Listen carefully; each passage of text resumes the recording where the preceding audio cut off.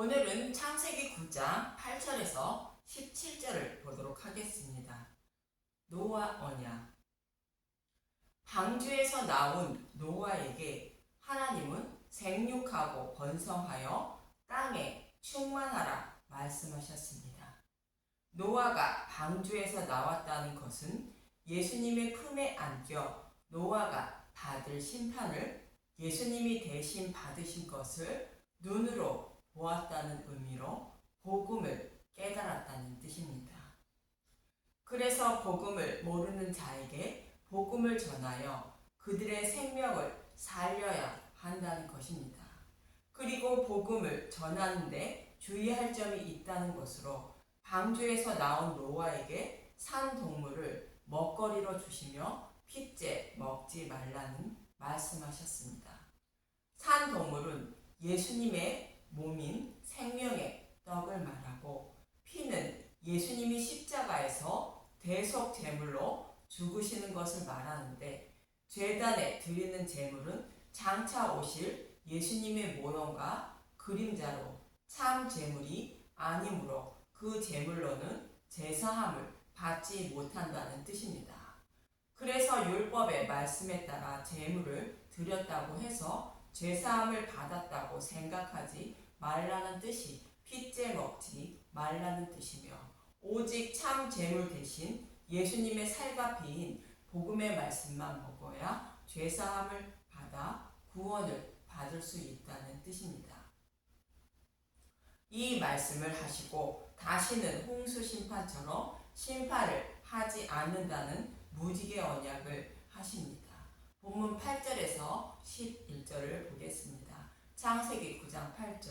하나님이 노아와 그와 함께한 아들에게 말씀하여 이르시되 내가 내 언약을 너희와 너희 후손과 너희와 함께한 모든 생물 곧 너희와 함께한 새와 가축과 땅의 모든 생물에게 세우리니 방주에서 나온 모든 것 곧 땅의 모든 짐승에게니라. 내가 너희와 언약을 세우리니 다시는 모든 생물을 홍수로 멸하지 아니할 것이라. 땅을 멸할 홍수가 다시 있지 아니하리라. 노아의 홍수 심판은 사람의 죄악이 세상에 가득함으로 심판을 하셨습니다.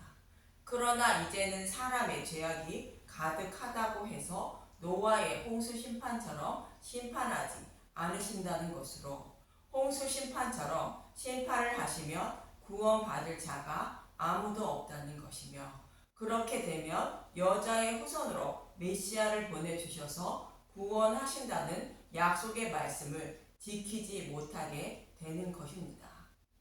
그래서 하나님은 하나님의 이름을 위하여 자신의 백성을 구원하신다는 것으로 노아에게 생육하고 번성하라 말씀하신 것처럼 복음을 전해 자신의 백성을 구원하시고 복음을 받아들이지 않는 자는 심판을 하신다는 것입니다. 그럼 자신의 백성을 홍수 심판처럼 심판하지 않으시고 어떻게 구원하실 것인지 이사야 54장 4절에서 13절을 보도록 하겠습니다.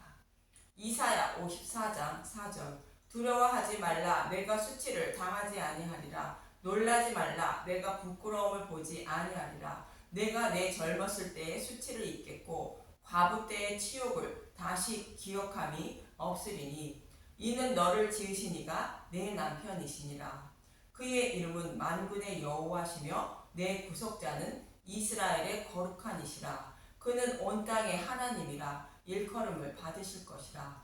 여호와께서 너를 부르시되 마치 버림을 받아 마음에 근심하는 아내 곧 어릴 때의 아내가 되었다가 버림을 받은 자에게 함과 같이 하실 것이니라.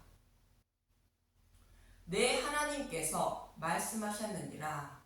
포로에서 돌아온 이스라엘 백성들을 포로 전보다 더 번성하게 하신다는 문맥입니다. 다시는 이스라엘 백성을 버리지 않는다는 말씀인데 젊을 때의 수치는 결혼하기 전의 모습으로 애굽의 수치를 말하며 과부의 때의 치욕은 결혼한 후에 이혼한 것으로 바벨론 포로의 치욕을 말하는데 다시는 그런 일이 없게 하신다는 것입니다. 그렇게 두 번이나 버림받은 여자와 같은 아픈 마음을 가진 이스라엘 백성은 하나님이 사랑하셔서 그들을 부르셨고 더 번성하게 하신다는 것입니다. 이사야 54장 7절 내가 잠시 너를 버렸으나 큰 긍휼로 너를 모을 것이요 내가 넘치는 진노로 내 얼굴을 내게서 잠시 가렸으나 영원한 자비로 너를 긍휼히 여기리라. 내 구속자가 여호와께서 말씀하셨느니라. 남편이 부인을 버린 것처럼 이스라엘 백성들을 포로로 끌려가게 하셨지만 그들을 불쌍히 여겨주셔서 다시 돌아오게 하신다는 것입니다. 저와 여러분의 구원도 이와 같은 것으로 하나님이 불쌍히 여겨주셔서 부르시고 구원해 주시는 것입니다. 이사야 54장 9절 이는 내게 노아의 홍수와 같도다. 내가 다시는 노아의 홍수로 땅 위에 범람하지 못하게 하리라. 맹세한 것 같이 내가 내게 노하지 아니하며 너를 책망하지 아니하기로 맹세하였노니. 오늘 본문에서 다시는 홍수 심판을 하지 않으신다고 약속하신 말씀처럼 자신의 백성을 다시는 버리지 않는다는 것으로 포로에 넘겨주지도 않는다는 것입니다. 어떻게 버리지 않으시고 구원해 주시는지 10절부터 보도록 하겠습니다. 이사야 54장 10절 산들이 떠나며 언덕들은 옮겨질지라도 나의 자비는 내게서 떠나지 아니하며 나의 화평의 언약은 흔들리지 아니하리라. 너를 긍휼히 여기시는 여호와께서 말씀하셨느니라. 산들이 떠나지 않으며 언덕들이 옮겨지지 않는 것처럼 하나님이 약속하신 말씀은 반드시 이루신다는 것입니다. 화평의 언약은 새 언약을 말하는 것으로 사람의 열심과 노력으로 복음을 깨달아 구원을 받지 못하므로 하나님이 친히 복음을 깨닫게 하셔서 구원해 주신다는 말씀인데 이 말씀을 반드시 지키신다는 것입니다.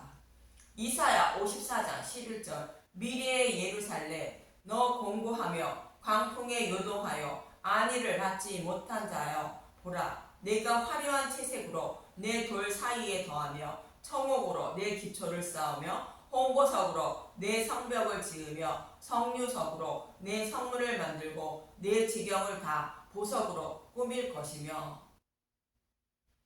사람들이 보석을 아주 귀히 여기는 것처럼 하나님이 자신의 백성을 아름다운 보석으로 여겨주신다는 것으로 예수님이 죽으시고 부활하심으로 세워질 교회를 귀한 보석처럼 여겨주셔서 구원해 주신다는 뜻입니다.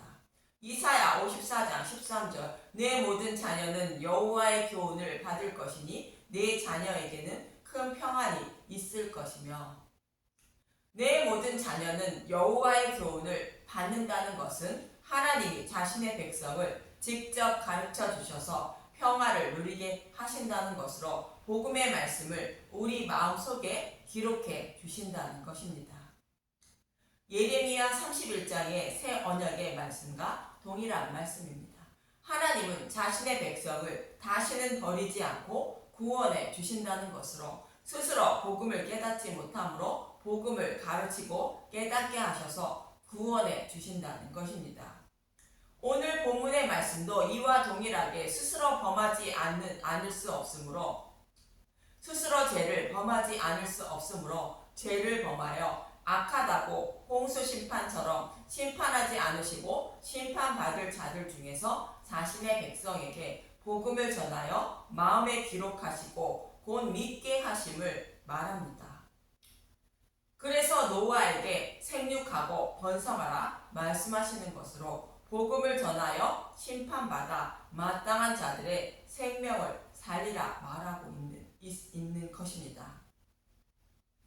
이어지는 본문 12절에서 13절을 보도록 하겠습니다. 창세기 9장 12절 하나님이 이르시되 내가 나와 너희와 및 너희와 함께하는 모든 생물 사이에 대대로 영원히 세우는 언약의 증거는 이것이니라.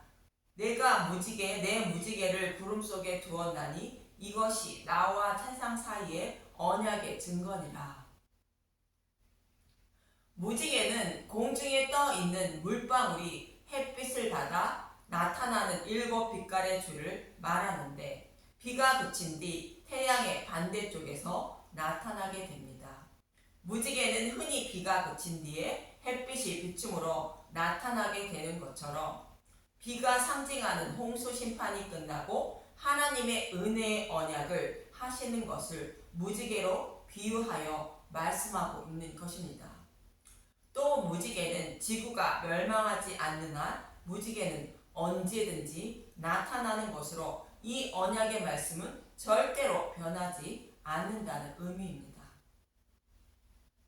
본문 14절에서 16절을 보면 창세기 9장 14절 내가 구름으로 땅을 덮을 때에 무지개가 구름 속에 나타나면 내가 나와 너희와 및 육체를 가진 모든 생물 사이에 내 언약을 기억하리니 다시는 물이 모든 육체를 멸하는 홍수가 되지 아니할지라. 무지개가 구름 사이에 있으리니 내가 보고 나 하나님과 모든 육체를 가진 땅의 모든 생물 사이에 영원한 언약을 기억하리라. 하나님이 노아에게 또 이르시되 내가 나와 땅에 있는 모든 생물 사이에 세운 언약의 증거가 이것이라 하셨더라.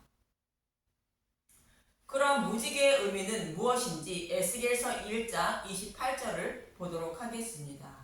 에스겔서 1장 28절 그 사방 광채의 모양은 비오는 날 구름에 있는 무지개 같으니 이는 여호와의 영광의 형상의 모양이라.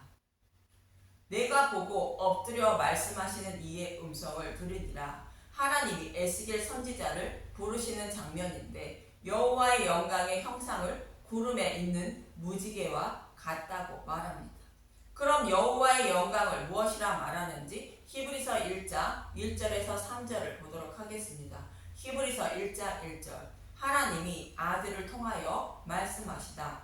옛적에 선지자를 통하여 여러 부분과 여러 모양으로 우리 조상들에게 말씀하신 하나님이 구약에서는 장차 오실 예수님이 행하여 주실 일을 여러 모양과 그림자로 말씀하고 있었다는 것입니다. 히브리서 1장 2절 이 모든 날 마지막에는 아들을 통하여 우리에게 말씀하셨으니 이 아들을 만유의 상속자로 세우시고 또 그로 말미암아 모든 세계를 지으셨느니라. 이 모든 마지막은 초림부터 재림까지의 말세를 말하는데 하나님의 아들 예수님이 십자가의 대속을 통하여 구원하신다는 말씀은 구원의 마지막 계시이며 그 이상의 계시는 없다는 것입니다.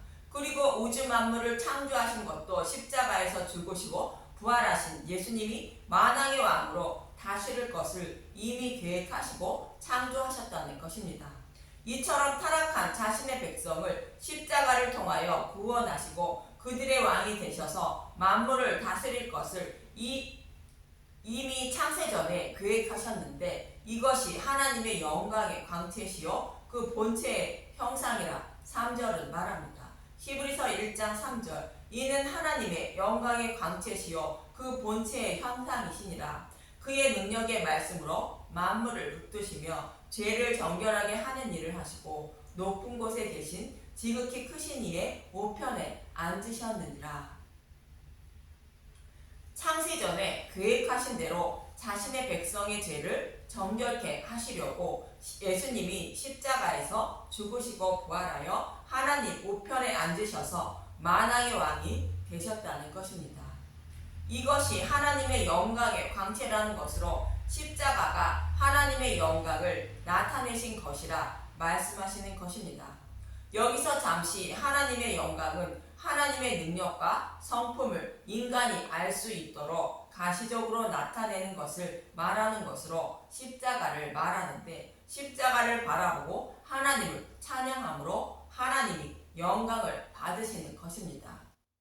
이처럼 예수님의 십자가가 하나님의 영광을 나타내는 것으로 에스겔 선지자는 이 십자가의 영광을 무지개라 말하고 있는 것입니다.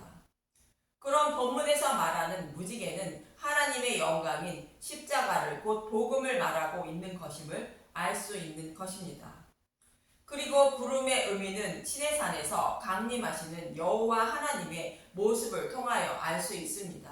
출애굽기 19장 16절을 보면 셋째 날 아침에 우레와 번개와 빽빽한 구름이 산 위에 있고 나팔 소리가 매우 크게 들리니 진중에 있는 모든 백성이 다 떨더라. 여호와 하나님이 구름을 타고 시내산에서 강림하시는데 이스라엘 백성들이 두려워 떨었다고 합니다. 이 모습은 마치 노아의 홍수 심판을 모르고 두려워하는 모습을 연상케 하는 장면입니다.